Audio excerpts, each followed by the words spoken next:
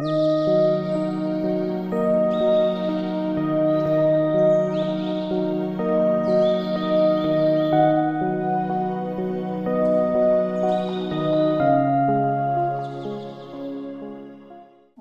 말씀 로마서 2장 17절에서 29절, 신약성경 241페이지입니다. 교독합니다. 유대인이라 불리는 네가 율법을 의지하며 하나님을 자랑하며 율법의 교훈을 받아 하나님의 뜻을 알고 지극히 선한 것을 분간하며 맹인의 길을 인도하는 자요 어둠에 있는 자의 빛이요 율법에 있는 지식과 진리의 모본을 가진 자로서 어리석은 자의 교사요 어린아이의 선생이라고 스스로 믿으니. 그러면 다른 사람을 가르치는 네가 네 자신을 가르치지 않느냐? 도둑질하지 말라 선포하는 내가 도둑질하느냐? 간음하지 말라 하는 내가 간음하느냐? 우상을 가증히 여기는 내가 신전 물건을 도둑질하느냐? 율법을 자랑하는 내가 율법을 범함으로 하나님을 욕되게 하느냐? 기록된 바와 같이 하나님의 이름이 너희 때문에 이방인 중에서 모독을 받는도다. 내가 율법을 행하면 할례가 유익하나 만일 율법을 범하면 내 할례는 무할례가 되느니라. 그런즉 무할례가 율법의 규례를 지키면 그 무할례를 할례와 같이 여길 것이 아니냐. 또한 본래 무할례자가 율법을 온전히 지키면 율법 조문과 할례를 가지고 율법을 범하는 너를 정죄하지 아니하겠느냐. 무릇 표면적 유대인이 아니요 표면적 육신의 할례가 아니니라. 오직 이면적 유대인이 유대인이며 할례는 마음에 할지니 영에 있고 율법 조문에 있지 아니하는 것이라. 그 칭찬이 사람에게서가 아니요 다만 하나님에게서니라. 아멘. 아멘.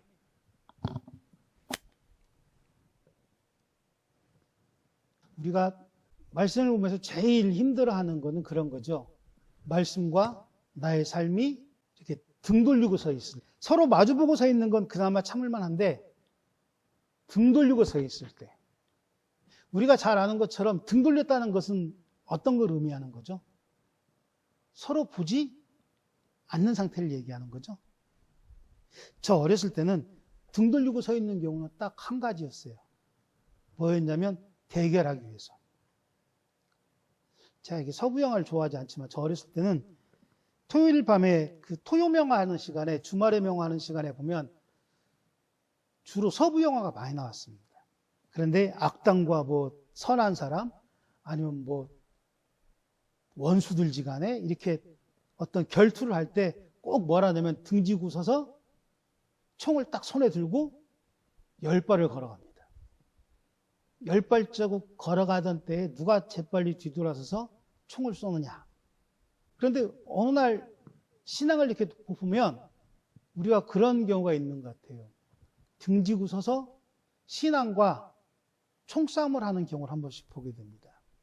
무슨 말씀이냐면 말씀을 증거하는 시간이나 말씀을 듣는 시간이나 아니면 내가 어떤 내 삶에 멘토로 삼고 있는 한 사람의 삶이 아니면 내가 좋아하는 한 사람의 삶이 내가 알고 있는 것과 정반대의 삶을 살아간다는 이야기를 듣기만 해도 우리는 그와 바로 등을 돌립니다.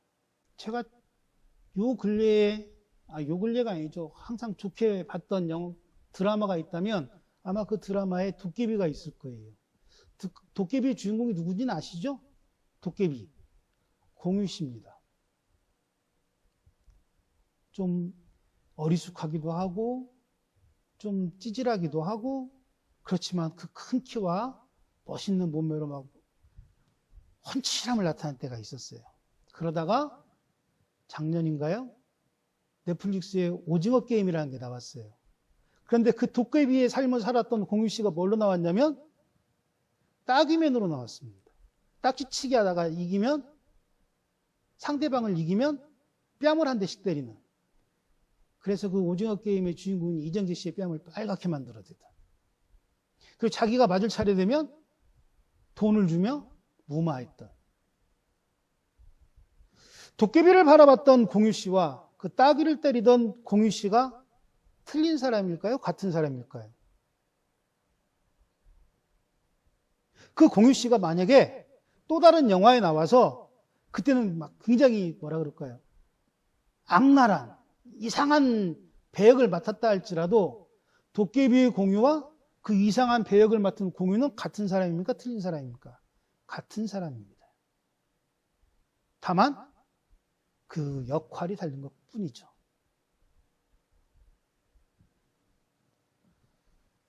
역할에 따라서 그 사람의 삶이 조롱당하거나 그 사람의 삶이 부정당하진 않는다는 얘기를 하는 거예요. 그런데 설교를 하고 있는 여기 이 서지경 목사가 말씀을 증거하는 시간의 서지경과 살아가는 삶에서의 서지경의 모습이 다르다면 이거는 공유 씨와 같습니까? 틀립니까? 공유 씨와 같을까요? 틀릴까요? 경우가 절대로 틀린 얘기입니다. 무슨 얘기죠? 시나리오에 의해서 그 작품의 특징을 나타내는 배우의 삶은 그 사람의 본질로 살아가는 삶과는 동일시 볼 수 없어요. 그러나 말씀을 증거해야 될 적어도 우리가 이야기하는 인도자, 지도자, 따라야 할 사람의 삶이 뱉어내는 말과 살아가는 모습이 다르다면 그것은 본질적으로 같은 사람입니까? 틀린 사람입니까? 본질은 같은 사람일 수밖에 없다는 거죠. 그가 아무리 좋은 말을 하고 아니면 그가 아무리 날선 말을 한다 할지라도 그의 삶에서 그것이 적용되지 않거나 그의 삶에서 그것이 부정되고 있다면 그는 어떤 사람이에요? 지도자로서의 삶을 포기해야 되는 삶을 산다는 얘기예요. 우리는 신앙을 그렇게 헷갈리게 보는 때가 있다니까요. 서 있는 목사를 탤런트로 볼 때가 한 번씩 있어요. 그 탤런트가 된 목사는 뭐 쇼맨십도 잘해야 되고 노래도 잘해야 되고 막 웃기는 얘기도 막 해야 되고 그러면서 그런 걸 배워갑니다. 연기를 하다가 이제 뭘 하면 최면수를 배워요.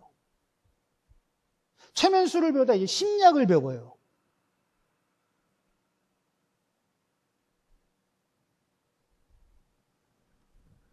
그렇게 살아가는 것이 뒤처진다고 생각하는 사람은 무슨 얘기를 합니까?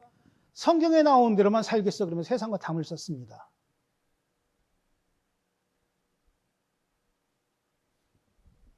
엘리야는 선지자들과 목숨을 걸고 하나님의 이름을 걸고 대결을 했어요. 우리는 그 사실을 인정하지 않아요. 그냥 내가 가진 것만을 내 안에 있는 사람들에게 고백하는 것이 신앙의 다라고 착각하는 거예요. 어떤 분이 저한테 그러더라고요. 목사님은 민주당입니까? 진보입니까? 빨갱입니까? 제가 그분께 그런 얘기를 했어요. 저는 민주당 아닙니다. 저는 보수입니다. 제가 생각하는 보수는요, 나라예요. 이 나라에 속한 국민들이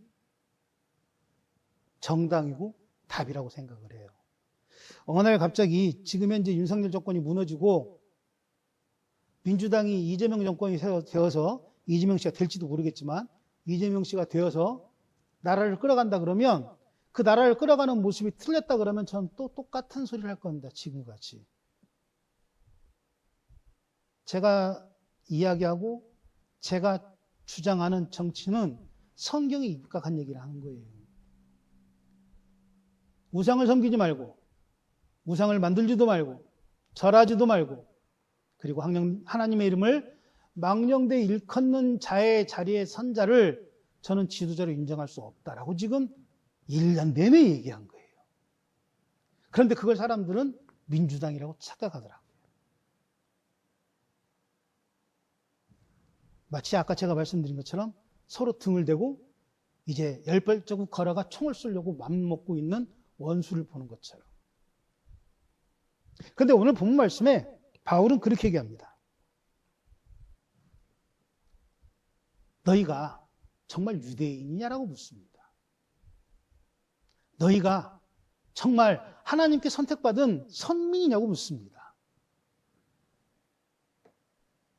예수님은 일찍이 이렇게 말씀하셨어요. 마태복음 23장에 보시면 27절입니다. 화 있을진저 외식하는 서기관들과 바리새인들이여 회칠한 무덤 같으니 겉으로는 아름답게 보이나 그 안에는 죽은 사람의 뼈와 모든 더러운 것이 가득하다라고 얘기하십니다. 이게 예수님이 판단한 그 시대의 서기관들과 바리새인의 정의예요. 모든 사람이 다 그렇다는 얘기가 아니에요. 그러나 대부분의 사람들이 그렇게 가고 있다라는 거예요.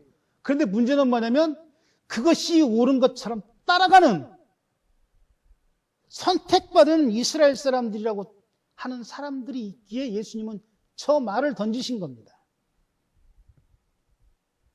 그곳엔 죽은 사람의 뼈와 온갖 더러운 것이 가득한 그 회칠한 무덤 같은 것을 우리는 따라가고 있는 시대가 아닌가라고 묻는 거예요. 그래서 로마서 오늘 본 말씀에 바울은 그렇게 말합니다. 유대인이라고 불리는 네가 율법을 의지하고 하나님을 자랑하고 율법의 교훈을 받아 하나님의 뜻을 알고 지극히 선한 것으로 분별하고 맹인의 길을 인도하는 그리고 어둠에 있는 자의 빛의 역할을 하고 있고 율법에 있는 지식과 진리의 모본을 가진 자로서 어리석은 자의 교사요 어리석은 아이의 아직 어린 아이의 선생이다라고 어떻게 해요? 스스로 믿느냐라고 지금 물으시는 겁니다. 기독교는요 고고한 학예 종교가 아닙니다. 기독교는요 몽환 선생의 그 신앙이 아니라니까요. 뭐 까마귀 검다 대 백로야 뭐 웃지 마라. 나나 혼자 하얗게 독야청청하리라. 이거는 신앙이 아니에요. 그럴 것 같으면 예수님이 뭐하러 이 땅에 십자가를 지시러 이 땅에 오셨겠습니까? 뭐하러 목사가 정치뿐이라는 얘기를 들으면서 정치 얘기를 1년 내내 했겠습니까? 잘 생각해 보세요. 어느 날 갑자기 서재경 목사의 입에서 정치가 좀 사라진 날이 생겼습니다.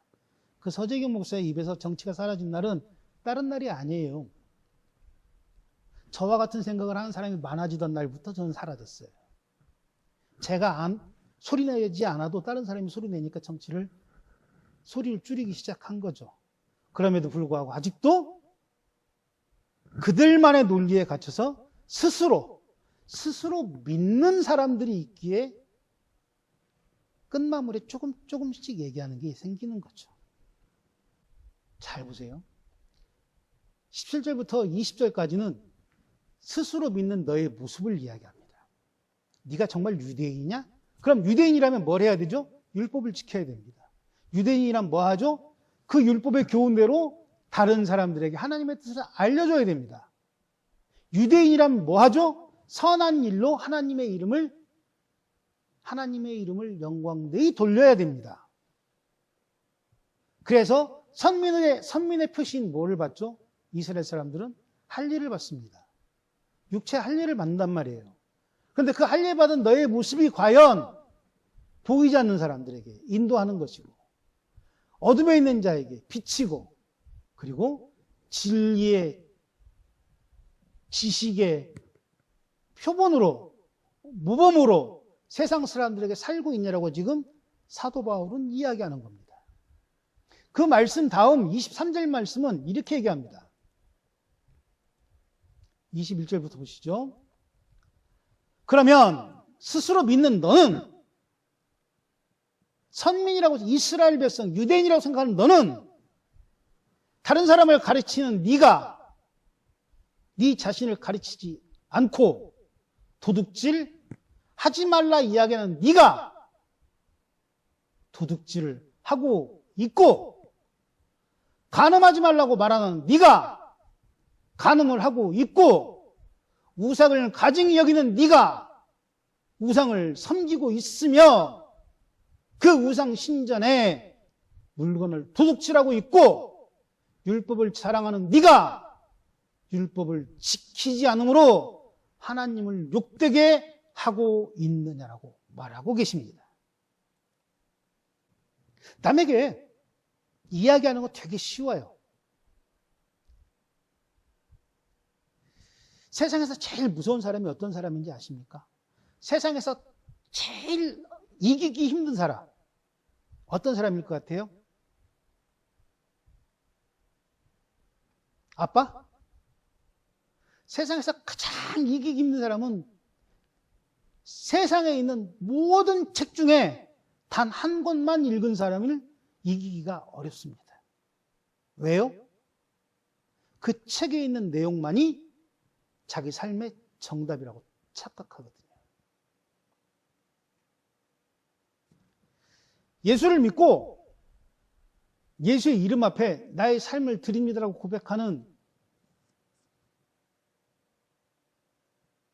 그 많은 젊은 세대가 그들이 이야기하는 기성세대가 많이 부딪힐 수밖에 없는 이유는 뭘까요? 아직 경험하지 못한 것들을 경험한 것처럼 착각하는 데에서 부딪힘이 세상이 아니라 교회 안에서도 이루어진다니까요. 이것이 뭐 기성세대가 맞고 새로 시작하는 세대가 맞고 이 얘기를 하자는 게 아니고 기성세대는 저 역시도 마찬가지지만 이것저것 다 경험해봤기 때문에 거기에서 내가 뺄 것과 내가 넣을 것과 내게 도움이 되는 것과 도움이 되지 않는 것을 과감히 버리기도 하고 섞기도 합니다. 그러나 새로 시작한 세대는 뭐죠? 우리는 그걸 순수함이라고 말하지만 그 순수함으로 무장해서 오직 하나만 보고 얘기할 때가 있어요. 오늘 본문 말씀이 그렇다는 얘기가 아니라 그런 순수함을 기성세대도 가진 때가 있었단 말이에요. 그런데 왜 그게 서로 융화되지 않을까요? 조화되지 않을까요? 그건 딱 한 가지예요. 그렇게 살았다간 지금 내 자리가 없다는 걸 알기 때문에 새로 올라오는 세대의 이야기를 무시할 때가 많은 거예요, 기성세대는. 그런데 기성세대는 알고 있어요. 새로 시작하는 세대의 이야기가 맞다 틀리다. 맞다는 것을. 단지 세상 살아갈 때 이 논리는 기성세대가 지키기 어렵다는 걸 알기 때문에 누르는 것뿐이에요. 그런데 그 낡은 생각에 사도 바울은 오늘 그렇게 얘기하는 거예요. 도둑질하지 말라고 말했던 네가 도둑질하고 있고 간음하지 말라고 얘기했던 네가 지금 간음하고 있으며 우상을 가증히 여긴다고 말하는 네가 성전의 물건을 도둑질하고 있고 그리고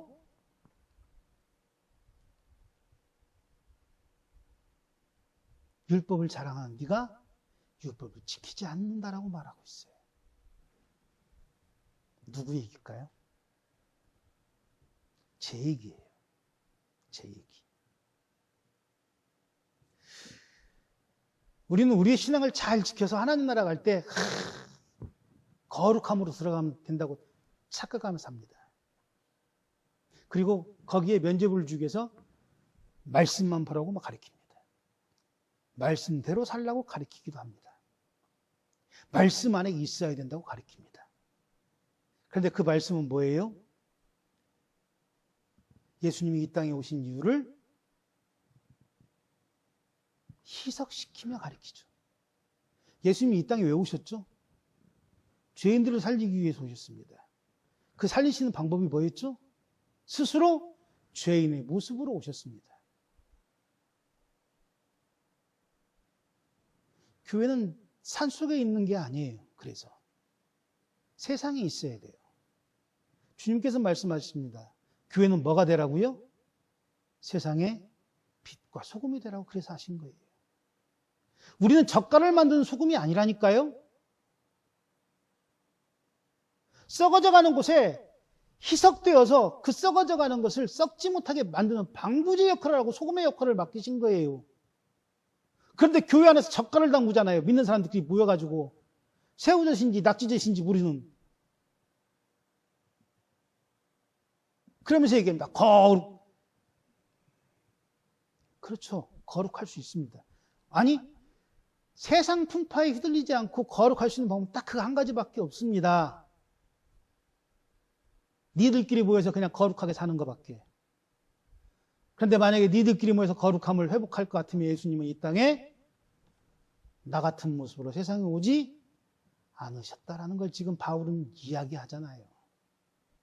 왜 네 스스로만 네가 율법을 지키고 네가 하나님의 영광을 나타내고 네가 선민에 의한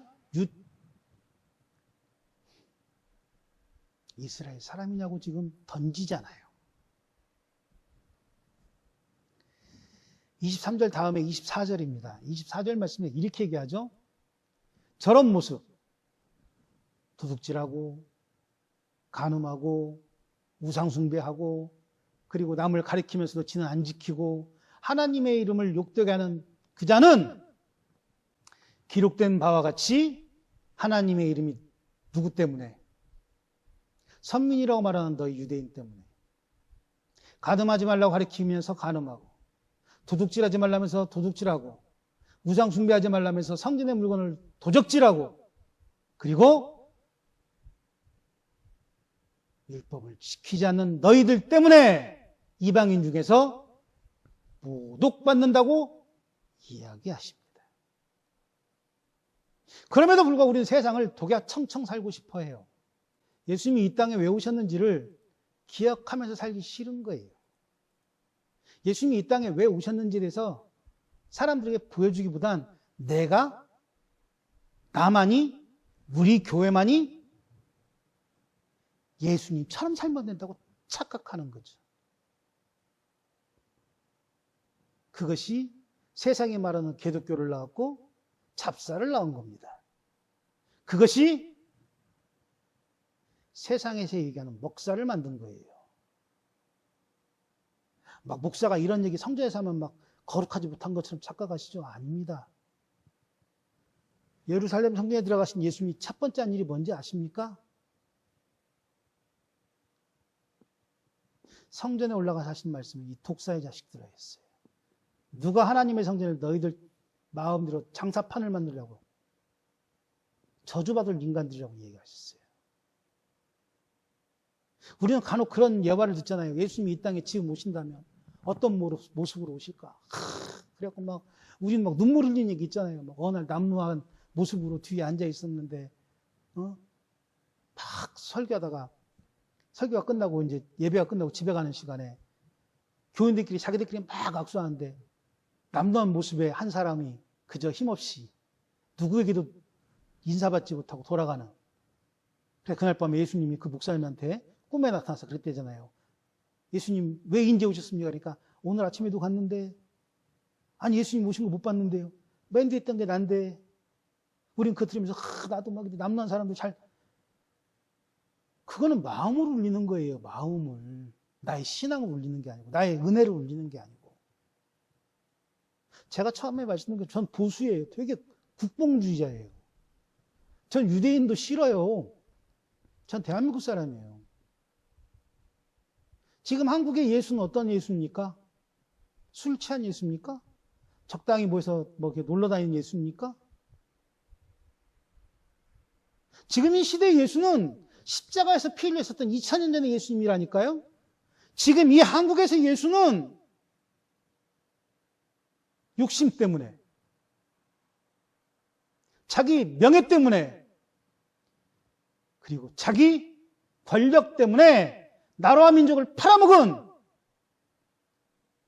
이 시대의 사람들에게 그럼에도 불구하고 똑같은 모습으로 이 땅에 와 내가 너를 사랑했다라고, 내가 너를 구원하겠다라고, 내가 너 때문에 죽었다라고, 죽겠다라고 이야기하시는 예수님이 필요한 시대란 말이에요. 그런데 우리끼리 모여서 젓갈을 담궈요? 토굴에 들어갈 수 있는 불빛만 들고? 그거를 믿음이라고 착각한다면 돌아서십시오, 제발. 그것이 은혜고 그것이 사랑이라고 가르치는 교회가 있다면 다시 한번 성경을 보십시오. 어디 그런 얘기가 나오는지. 젓갈 담그는 얘기가 어디 나옵니까, 성경에? 그럴 것 같으면 예수님이 왜 무리를 걸어가셨으며 예수님이 왜 12제자를 불렀겠어요? 에덴 동산 만들 때처럼 뚝딱해서 그냥 고쳐버리시지 말씀으로. 스스로 나만이 거룩함으로 이 나라를 바꿀 수 있다고요? 착각하지 마세요. 내 거룩함은 나한테 있는 게 아니에요. 누구한테 있다고요? 하나님께 있어요. 하나님께. 지금도 사람들은 그 젓갈나무는 나의 신앙 아닌 그 어줍지 않은 생각 때문에 하나님을 등 돌리고 있어요. 그 젓갈나무 위에 들어가는 토굴 속에 그 조그마한 불빛 만들겠다고 지들끼리 모여서 그런 자들 때문에 하나님의 이름은 지금도 이방인들에게 돌림을 당하고 있는 거예요. 뭘 전파하고 계십니까? 무엇으로 지경을 넓히시려고 그럽니까? 병 고치신 예수님이요? 귀신 쫓으신 예수님이요? 돈 많이 벌게 해주신 예수님이요? 도대체 이게 나를 위해 목숨을 버리신 예수님보다 얼마나 더 귀중하고 얼마나 더 큰 일입니까? 그럼에도 불구하고 우리는 그것이 더 큰 것처럼 소개하고 다니잖아요. 돈 못 벌면 예수 믿는 사람이 아닙니까? 병 들어서 죽게 생겼으면 그 사람의 믿음은 막 이상한 믿음입니까? 왜 그렇게 지금도 신앙을 젓갈을 담그냐고요? 세상의 빛과 소금을 당부하신 예수님의 말씀을 왜 우리끼리 모여서 오징어 젓갈을 만들고 아니잖아요. 오죽하면 사도 바울이 2000년에 이 말을 썼겠습니까? 도대체 네 믿음이 뭔데? 믿는 자라고 하면 너의 신분은 뭔데? 너의 은혜는 뭔데라고 지금 얘기하잖아요. 내가 이제 직분을 받고, 내가 이제 세례를 받고, 내가 이제 목사가 되고, 그러면 하나님의 영광이 드러날 거라고요? 착각들 하지 마세요. 오늘 사도 바울은 그 얘기를 할례로 얘기를 듣잖아요. 네가 할례 받았다고 하나님의 사람일 거라고 착각하지 말라고. 할례 받고 할례 받지 못한 자들만큼 더 못 살면 누구의 이름에 먹칠하는 거라고요? 그게 하나님의 이름을 망령되이 일컫는 거예요. 권사에 입에서 민족을 일본에 팔아먹고 미국에 팔아먹고 이제는 팔아먹을 게 없어 미신덩어리한테 팔아먹는 그 자리에 앞장서는 것들이 권사라고요. 장로고 목사라고요. 교회에 왜 사람이 없는지 모르겠다고요? 오늘 사도 바울은 지금 그 얘기를 하는 겁니다. 도대체 너는 정체가 뭐냐고 묻는 거예요. 너만 믿고 있는 너의 그 정체가 뭐냐고 묻는 거예요. 너만 믿고 있는 그 신앙의 정체가 뭐냐고 묻는 거예요. 신앙이라고 착각하는 우상인지 아니면 신앙이라고 스스로 자위하는 욕심인지. 우리는 율법에 대해서 굉장히 복잡하게 생각합니다. 그런데 율법은 예수님이 어떻게 하셨다고 그랬죠? 예수님이 이 땅에 오심으로 율법이 어떻게 됐다고 그랬어요? 완성됐다라고 말씀하셨습니다. 예수님이 오시기 전에 율법은 뭐예요? 그 율법이 최소한의 법이기 때문에 그걸 무조건 다 지켜야 됐어요. 그런데 예수 믿음으로 이제 그 율법이 어떻게 됐다고요? 내 안에서 성취가 된 거예요. 그럼 율법은 나를 가름하는 가름자입니까? 아니면 내 삶의 기준이 되어야 됩니까? 기준이 되는 거잖아요. 내 삶의 척도가 아니고. 그런데 우리는 아직도 율법이 무슨 척도인 줄 착각하게 만들잖아요. 신앙의 성경이라고 하는 걸 가리키면서. 왜 율법에서 자유롭지 못합니까? 그런 남들을 그 율법으로 막 자제듯이 막 재잖아요. 목사가 수염기르면 안 되고, 목사가 양복 입으면 안 되고, 목사의 목소리가 깨끗하면 안 되고, 목사의 목소리가 카랑카랑하면 안 되고, 목사의 폼이 뭐 이상하면, 어디 율법에 그런 말이 나와요? 욕심으로, 정욕으로, 권세욕으로, 하나님의 일을 망령되이 일컫는 그 주둥이부터 찢으라고 말하잖아요. 누가? 사도 바울이. 왜? 너의 그 잘못된 스스로만의 착각이, 스스로만의 믿음이 누구의 이름을 망령되이 일컬으니까? 하나님의 이름을 망령되이 일컬으니까.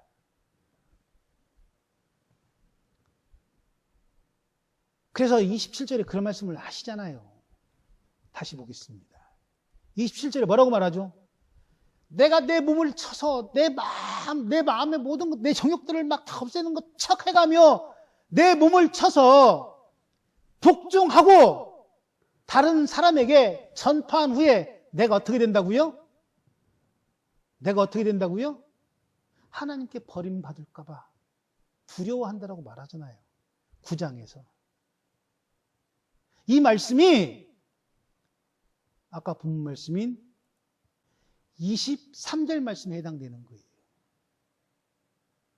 너의 정욕, 너의 생각, 너의 모습으로 만들어진 그 너만의 신앙이 하나님의 이름이 스스로 믿는 너 때문에 모독받는 일에 사용될까 조심하라고 말씀하시는 겁니다. 이게 신앙이라니까요. 내가 평가받는 게 아니에요. 누가 평가받는다고요? 신앙은 내가 평가받는 게 아니고 하나님이 평가받는 거예요. 어떻게? 요한 1서 1장 말씀처럼 사람들의 입에서 드러나는 거예요. 이게 신앙이에요. 니들끼리 모여서 젓갈 담그는 게 신앙이 아니라 니들끼리 모여서 10,000명, 20,000명, 5,000명, 뭐 10,000명, 20,000명에서 5,000명 줄어들었네. 10만 명, 100만 명 모이는 게 아니라 정말 너희들은 세상의 빛과 소금의 역할을 감당하고 있냐라는 게 신앙이라니까요.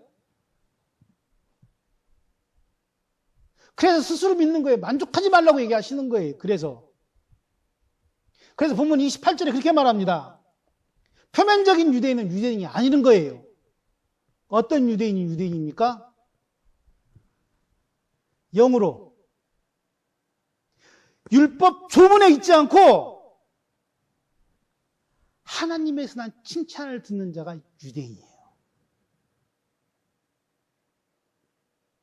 육신의 할례가 아니라는 이유가 그래서 나오는 거잖아요.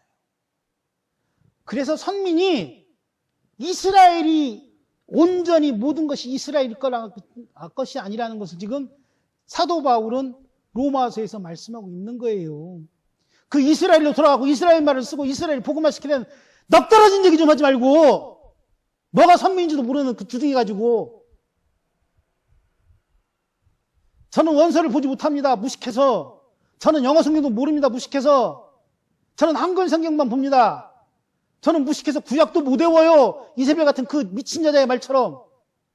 그럼에도 불구하고 하나님께서는 성령을 부어주셔서 성경을 볼 수 있는 눈을 열어주셨어요.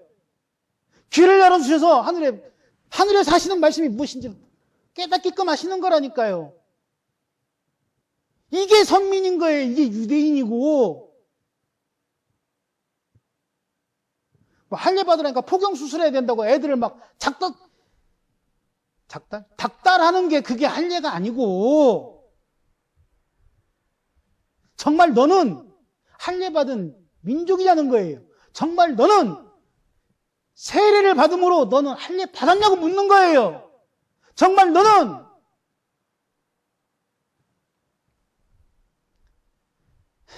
율법으로 너의 할례를 완성시키냐고 묻는 거예요. 입으로만 떠드는 게 아니라 신앙관 뒤돌아서서 10발자국 걸어가 총 쏘고 싶은 마음이 간절함으로 세상을 사는 사람이 아니라 손잡을 수 있고 마주 볼 수 있는 신앙이 이게 신앙이란 말이에요.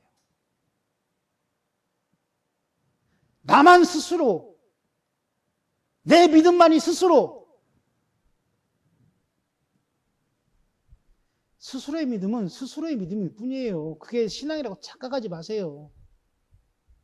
그것 또한 내가 만든 우상이라니까요. 우리가 알아야 될 것 한 가지만 기억했으면 좋겠어요. 여러분들은 어떤 신앙을 갖고 계십니까? 여러분들은 어떤 신앙의 소유자이십니까? 하나님에게서의 신앙이십니까? 아니면 내가 만든 신앙으로 똘똘 뭉쳐진 바위돌이십니까? 세례를 받음으로 나의 신앙이 완성됐다고요? 착각하지 마세요. 권사가 되었으니, 장로가 되었으니, 목사가 되었으니 내가 내 신앙을 완성시켰다고요? 착각하지 마세요. 하나님의 나라는 조문에 있지 않습니다. 하나님의 나라는 할례에 있지도 않습니다. 하나님의 나라는 민족의 속함으로 있지도 않습니다. 하나님에게만 있습니다. 마찬가지예요. 신앙인이라면 세상을 향하여 어떤 것이 바른 것이고 어떤 것이 틀린 것인지를, 다름을 틀리다고 얘기하면 안 돼요. 어떤 것이 틀린 것인지를 증거할 수 있는 사람이 되는 게 신앙자라니까요.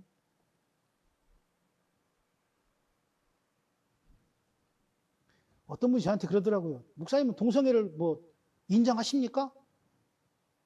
성소수자들을 인정하십니까? 저 인정 안 해요. 그건 틀린 거니까 성경적으로. 그러나 그럼에도 불구하고 그들은 우리가 보듬어야 될 사람들인 거예요. 그래서 그들과 얘기하는 다름으로 인정을 해줘요. 그랬더니 저한테 그러더라고요. 목사님은 이상한 사상을 갖고. 이상한 사상 갖고 있다고 생각하십시오. 저의 생각이 당신에게 피해가 된다면 저를 보지 않으시면 됩니다. 그러나 저는 당신도 그들과 똑같이 봅니다. 나의 신앙과 다르다 그래서 당신이 틀렸다고 얘기하지 않습니다. 다만 그것을 그렇게 지키며 살아갈 것인지 아니면 그것을 넓은 세상에서 나타내며 살아갈 것인지는 선택하는 거예요. 신앙은 그겁니다. 젓갈을 담그기 위한 소금으로 쓰일 것인지 아니면 세상이 썩지 않는 방부제로 나를 녹일 것인지. 젓갈 공장의 소금으로 사용되는 신앙을 위해 예수님이 이 땅에 오셨는지 아니면 썩어져가는 세상을 향하여 썩지 않도록 사용되어지는 방부제 역할을 하기 위해 누가 없어지는 나를 위해 이 땅에 오셨는지 이 시간 좀 생각해 보셨으면 좋겠어요. 그리고 결단하셨으면 좋겠어요. 스스로만의 신앙, 스스로만의 믿음, 스스로만의 은혜가 나를 얼마나 위험하게 만들고 나를 얼마나 세상과 소외되게 만들고 나를 얼마나 작게 만드는지. 우리가 부디 2024년도를 보내면서 나만의, 우리만의, 그들만의 교회가 아닌 우리의 교회, 세상의 교회, 그리고 저 죽어가는 자들을 위한 교회로 살아가는 것이기. 그리고 그 교회로 살기를 소원하며 살아가는 저와 여러분들이 되시기를 주의 이름으로 축원합니다. 기도하겠습니다.